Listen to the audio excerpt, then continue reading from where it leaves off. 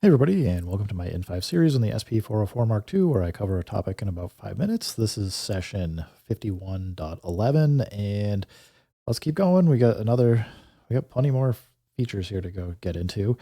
This time, for this update, we have the ability under the pitch speed and the envelope page, we can now adjust all parameters in the same bank at the same time. This is amazing because it means, well, if you don't have to go put things in mute groups. So if you have like a bank that's all like samples that you want to edit at the same time, then all we need to do is go into like pitch speed here. You hold remain and it's going to apply all the changes to the bank.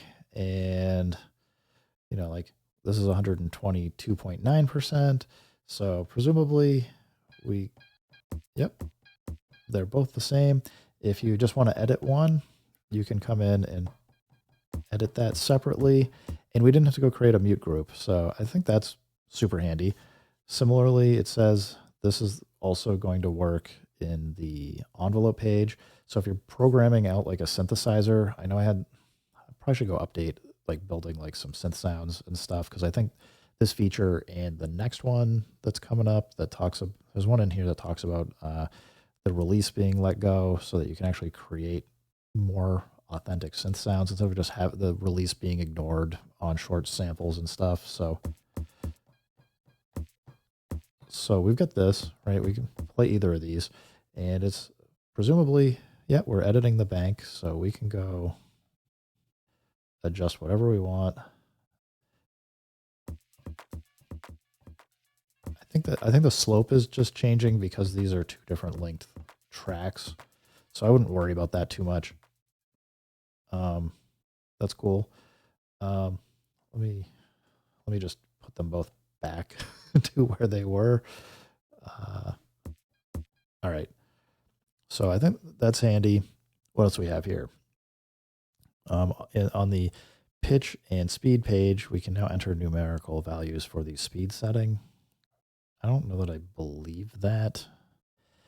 I don't think you can use the number pad, but it says if you hold shift in the value knob, we can enter numbers. But what I'm looking at here is showing calculate the time stretch setting. Oh, maybe we can.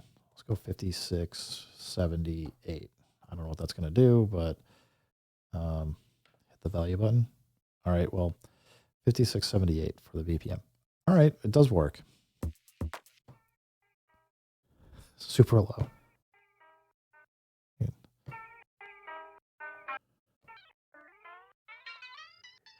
All right, I dig it. So I think what that range is showing us, let's go do that again. So we got BPM min, so it's just telling us how low you can go. BPM max is 124.04, and the current is 90.24. So, all right, I'm down with that. That's handy. I thought this was lying to me, but it turns out I was just thinking about it wrong. All right, we have on the pitch speed page, the BPM values of samples can now be set to the second decimal place. So I think this is just, you go to manual F, and when you're now setting your value here, you can get much finer control over what the BPM of a track is, which I also think is pretty handy and pretty cool.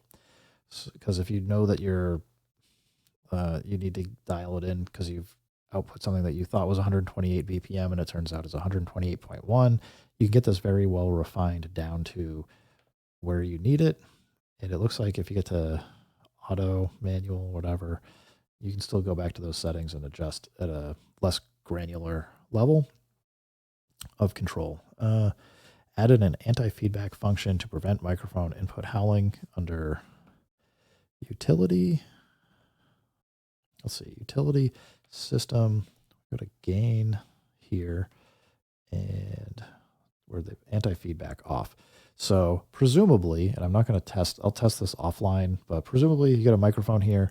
If you're outputting directly to your speakers, what you don't want to have happen is your microphone is picking up the output from your speakers, because you end up with a feedback loop and it will blow your ears out because it gets at like to the maximum volume and it just can be brutal to listen to.